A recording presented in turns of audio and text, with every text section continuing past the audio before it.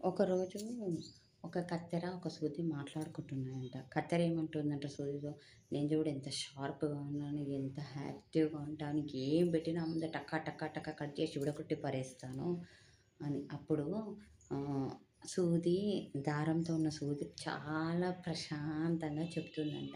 "అవును, నువ్వు ఏదైనా చాలా చక్కగా విడగొట్టేస్తావు, దూరం చేసేస్తావు దేన్నైనా. కానీ నేను అలా కాదు, విడిపోయిన 2 ముక్కలను కూడా దగ్గర తీసుకొచ్చి గట్టిగా ముడివేస్తాను" అని. ఇక్కడ మనుషుల్లో గూడా చాలామంది వాళ్ళ మాటలతో, వాళ్ళ చేతలతో ఎందరో బంధాలను కత్తిరించి పడేస్తూ ఉంటారు. అలాంటి వాళ్ళని నమ్మొద్దు. ఎందుకంటే ఎంత బలమైన బంధాన్నైనా కొందరు వ్యక్తులు వాటిని కత్తిరించి దూరంగా పడేస్తారు. మళ్ళీ అతుక్కోలేనంత విధంగా. కానీ కొంతమందుంటారు సూది దారం లాంటి వాళ్ళు, ఎంత విడిపోయిన బంధాన్నైనా కలపాలని చూస్తారు. కలిపి గట్టిగా ముడేయాలని చూస్తారు.